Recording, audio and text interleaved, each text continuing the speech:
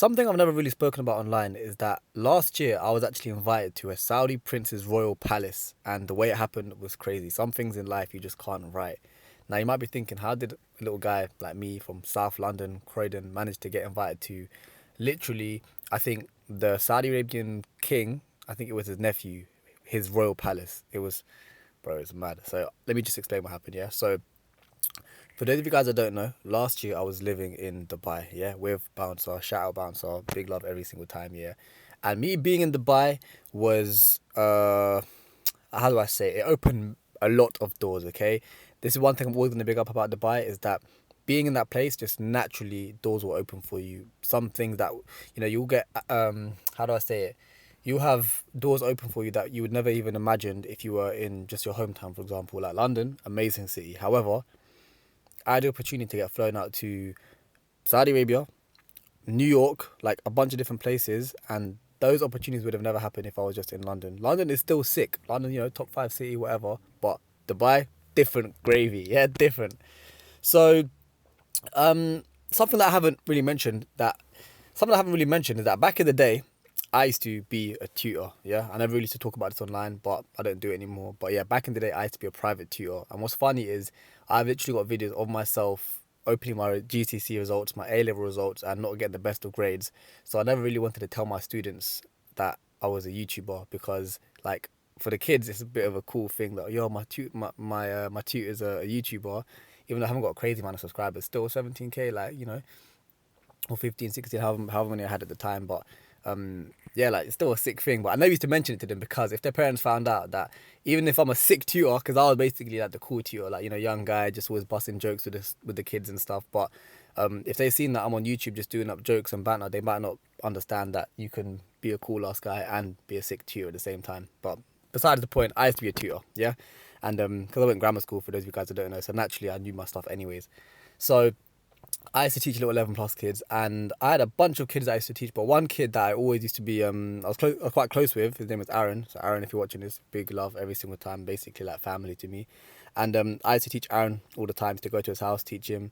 And Aaron ain't got any brothers or sisters, so whenever I used to go there, I used to be like a bit of a older brother figure to him. But it was quite nice because I taught him, it was fun, I'd teach him about the world, I'd do maths with him. It was just a nice little, it was a nice, how do I say it? He was a good student. And I was proper close to them. Sometimes I'd be teaching with them, and this relates to the Saudi Arabia story, by the way. I used to teach him, and sometimes, like, after the lesson, I'd stay back and we'd watch a movie with him, me and his family, and it was just a nice vibe. And I remember my friend saying to me, like, bro, you're watching a movie after you're finished teaching. Like, what are you doing, man? Just go home. Like, why are you watching a movie with your student? And I used to just say, bro, like, this sounds kind of sus, but bro, I was the whole family, and it was just a nice environment. And I was very close with his mum and his dad. And his dad, even, bro, his dad, obviously, a sick guy, yeah? His dad, biggest G, I swear to God, one of the biggest G's I've ever met, yeah? Very well-established businessman. And I used to just learn a lot of things whenever I used to speak with him. I'm very close to him to this day. I was invited to his, what was it, 50th birthday party, I think? It was in, like, Knightsbridge. Yeah, it's crazy. And, bro, he's actually very close friends with Andre Agassi, who is a very world famous tennis player from back in the day, and he gives him tickets to like Wimbledon all the time, something like that. And yeah, 2 years ago, 2023, he got tickets for Wimbledon, brought his son with him, and said to Aaron, "Do you want to bring anyone?" And Aaron was like, "Yeah, let's bring Z basically." And yeah, I went to the Wimbledon final of 2023, Alcaraz versus Djokovic. Crazy. I actually like tennis a lot as well. And bro, first time I went to Wimbledon was to watch a final. I was so underdressed, I looked like a bum. Like, you live and learn, yeah. But bro, that was a crazy experience. Those tickets go for crazy amounts, yeah. I'm talking about, bro, I had Brad Pitt sitting like 2 rows in front of me to the left a little bit. Idris Elba was there. Andrew Garfield was there. Was Ariana Grande there? Or Zendaya? Or someone, bro, there was celebrities there. It was mad. Sick experience. And I got to go for free because of the relationship that I built with these guys. And when it comes to like keeping relationships with people, the whole point of life is to not expect anything. You're just supposed to give, be a good person, and when you naturally give and be a good person, good things will come back to you. Like, I was never super close with Aaron and his family. expecting anything. I just enjoyed their company and it was nice. We talk about business, we talk about life, we talk about so many different things, and I helped their son, and it was just mutually beneficial. That's how all relationships are. A lot of people think that relationships should just be like one-sided, or they think that relationships aren't transactional, but every single relationship in life is transactional, whether you realize it or not. Even with your friends, I can't remember where I heard this from, but it might have been Andrew Tate, to be honest, but I think he was saying about how even friendships are transactional. Like, I like to spend time with you as a friend because you make me laugh, for example, and then I make you laugh, so it's both transactional. If just like, let's just say, you're making me laugh all the time, but I'm not giving anything back to you, then it's just like I'm coming like a fan. Like, there's no give and get, basically. So with all relationships, whether you realize it or not, everything is transactional. And I'm not saying it like I want something from you. It's just naturally, whether you realize it or not, you're getting something out of them. You like their company, you like their advice, you just like having them around, but you get something from them. That's why they're your friends. And you guys can give me an opinion on that if you think otherwise. But again, bit of a side tangent. Anyways, so last year, me being in Dubai, Aaron and his dad were actually in Dubai, and they were going to go to Saudi Arabia because his dad does a lot of business meetings in Saudi, and yeah, with all these very connected businessmen. And when I found out they were in Dubai, I was like, yeah, let's meet up. So I met up with them, and they were only there for a couple of days, and they said to me, after I was chilling with them, his dad said to me, look, we're going to Saudi, do you want to come? And they're only going for about 3 days, Riyadh, and I've never been to Saudi Arabia before. And I thought, you know what, I'm working with Bound, so I don't know. I mean, to be fair, it's only 3 days, so I'm sure it should be fine. But yeah, Saudi Arabia, I mean, bro, that'd be amazing. I mean, I'd be sick. And he's like, yeah, just give me a passport details, I'll sort it all out. And then, bro, within 2-3 days, before you know it, I was at the airport with them, and yeah, went to Saudi Arabia from Dubai. I can't remember how long the flight was. I don't think it was crazy long. But yeah, went to Saudi Arabia, just like that, getting flown out like a bad bee. Yeah, that is what do you call it? Networking, building relationships. That's what life is like. But it takes a while to get to this stage. I wasn't just getting flown out just randomly. Like, you know, you have to have. It takes a while to get to the stage. But anyways, I went to Saudi Arabia. I stayed at the Ritz-Carlton in Saudi Arabia. Yeah, bro, just Google that. Just Google it. Yeah, crazy hotel, maddest hotel I've ever stayed in my life. It was basically a palace. Yeah. I'm not editing these videos, so you can check the images on top. Like, you can check the videos and images of what it looks like, but it's basically like a palace. In fact, I'm pretty sure it used to be a palace where the royal family used to live. And a bit of like drama that actually used to happen in that hotel, but you can check it out. But yeah, mad hotel. There's like bowling alley there. Ceilings were like super high. It was insane. And yeah, it was just mad that I was able to go there. It was sick. And then yeah, so his dad was going for a business meeting basically, and I had the chance to sit in on the business meeting, me and Aaron. Obviously, Aaron's like 10 years younger than me, literally 10 years younger than me. Yeah, his birthday is one day before mine. But it was like big brother, little brother. But we were there, and obviously his dad wants to show him the ropes and, you know, show him how everything gets done. And yeah, I was able to watch a business transaction basically happen between Saudi sheikhs, yeah, proper Saudi sheikhs. I'm talking like literal billionaires, and some other billionaires, some Indian billionaires, and they're actual billionaires, by the way. Like, I'm not just saying it, I'm not just throwing a word out there. They were billionaires because I heard what businesses they were doing, and yeah, billionaires. And what was so insane is that I just was able to witness this happen. And bro, little boy like me from Croydon, yeah, I say boy, I'm literally 25 now, I'm an uncle, but yeah, little guy like me, I think I was 23 at the time. Bro, what the hell was I doing there? Yeah, I am from Croydon, South London. Why am I watching billionaires do a £50 million deal, or however much it was, right in front of my eyes? It just felt insane to be there, and I was just, just smiling and waving, just like, yep, I should be here. And it was insane. And what else was I gonna say? I was gonna say something. Yeah, another one of the Saudi people that I met, one of the sheikhs. Yeah, he was introduced to me, and I found out that he was one of the ex-project managers of Aramco. Now, you either know what that is or you don't know what that is, yeah? And bro, life is before you know what Aramco is and after you know what Aramco is, because I didn't know what that was. After I found out, it is, if I'm not mistaken, the one company that's bigger than Apple, yeah? Aramco is the company that has all the Saudi oil, basically, yeah? So all the oil in the world, I don't know, Aramco, that's the big boy company, yeah? They're up there, like top 5 companies in the world, some crazy stuff like that, yeah? Bigger than Apple or something insane. The guy was ex-project manager. He looked like flipping Batista in a Saudi, in a Gondura family. He just looked like, bro, sick guy. Anyways, I was chatting with these guys, and another funny thing is I had a gundura, yeah, a thobe, a jubba, whatever you want to call it, the white cloth that you wear in these Arab countries, Muslim countries. And I had I had some dusty one that I had from a few years ago, and it was not tailored or anything like that. And I remember going to Saudi thinking I didn't have much clothes, and something that I regret about Dubai is I never had that many clothes.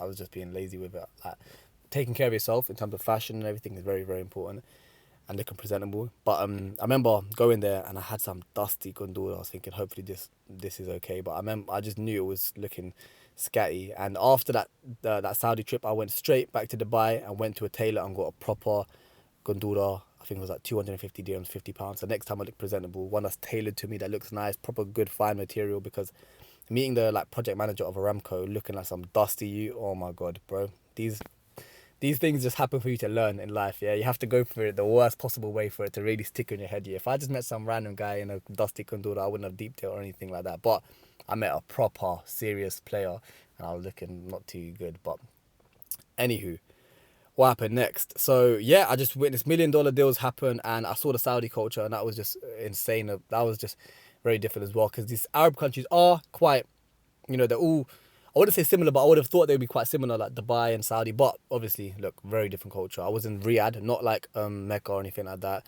So it was more like city lifestyle.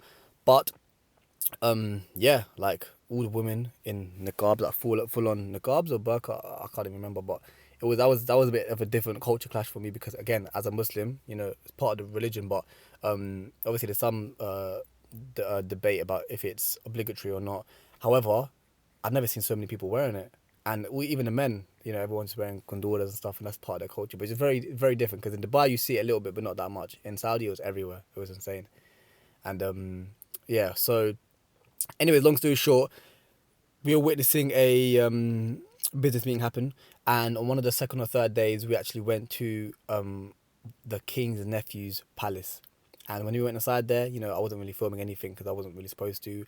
I was just there basically as like a plus one, watching these things happen. And sometimes these business meetings, when they happen over dinner.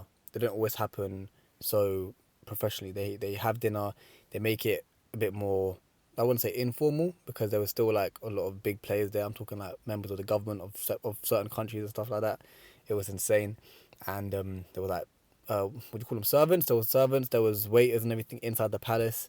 And just being there was very, very eye-opening. It's just, again, bro, these things, obviously it's a very rare thing that happened to me, yeah? But these things, you're not always going to get, my vocabulary is so bad, bro. I can't even remember the word I'm trying to say, but you're not going to have access to a lot of these things if you just stay in your hometown, yeah? They're just not going to happen. I'm such an advocate for being outside of your hometown, because right now, I'm not even in London, I'm in Birmingham. Now, I know Birmingham's not a great place, yeah? But I'm always working with one of our close friends, Hamza, who I think you'll see in like one of these ZEEE pluses. And he's working on his business and I'm working on content, and we help each other. And it's just nice to be in a different environment, yeah? It's so nice. I don't like being at home all the time. As much as I love being at home, it can be very mentally stagnating. So I'd recommend highly, if you have the chance by any means. I know it's expensive. If you can find cheaper ways of doing it, then that's sick. But I definitely would advocate for doing it. If you've got, for example, again, if you've got strong relationships and connections with people, sometimes you can get yourself into different places. Like, for example, if I was to go to Dubai right now, yeah, I've got plenty of friends that I'm sure I could stay with. Obviously, I get a hotel if I need to, but if I really needed to, there's that option. Obviously, all my stuff's still at, half my clothes are still at Bouncer's crib, but I need to go back and get that, to be honest. But yeah, anyways, yeah, going to Birmingham, going to wherever it may be, if you have got good connections with people, then you can stay with them or whatever. But it's just good to be out of your hometown. Yeah, that's what I'm basically trying to say. Anyways, now to be honest, I've got a bunch of bullet points in front of me, and that's more or less what I wanted to say and what I wanted to touch on.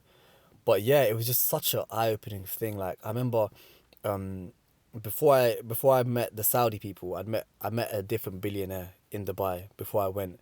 And I went to this guy's house in Dubai, and it was insane. It was an insane yard. Like, it was crazy. It had a swimming pool in front of his yard, changing colours and everything. It was crazy. And then I met the Saudi billionaires, and I just saw the levels change. Like, I thought one billionaire was up, like, and he was up, but I saw one billionaire that was just a proper big big fish, and then I met the Saudi big fish, and then bro, you could just tell the levels. It's absolutely insane. But yeah, that was the story of how I got, how I managed to go to Saudi Arabia. Shout out Aaron and his dad, biggest G's ever. Took me to the Wimbledon final. Took me to Saudi Arabia. And again, look, this life, yeah, especially social media, can be very, very deceiving, because not a lot of people are going to watch these videos that I'm posting on this channel, yeah, and especially if it's like 15 minutes into the video, not a lot of people are going to hear this.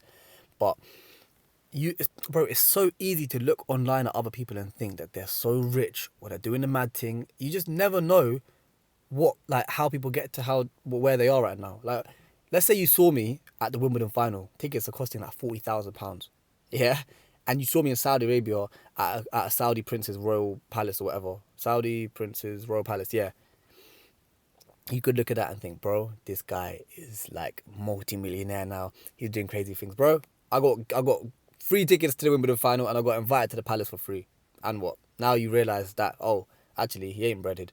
The point of what I'm trying to say is, don't look at everyone and just start assuming crazy things. Look, I was living in Dubai, yeah? I went to live in Dubai in the crib for free. Obviously, I was working, but I was there for free. I was working, so technically not free, but you get my point. I was there. And yeah, it's very, very easy to look at next man and start thinking to yourself, yo, how do I get there? How do I get there? I've been doing YouTube for like 7-8 years with very, very minimal growth, because I've been very inconsistent and unsure what to do. But it's been very, very hard for me. Like, mentally, I've really struggled with it. So if I have these random opportunities, don't just think to yourself, yo, bro, ZEEE boy got to go like there and there. Bro, it took me a long, long time. Yeah, shout out Playboy Kwai, just to get to here. It took a long time, okay? But I did go on a few tangents in this video, but I just had a bunch of things I wanted to touch on and talk about. That whole Wimbledon story could have been a video in itself, to be honest, but they're both kind of interconnected.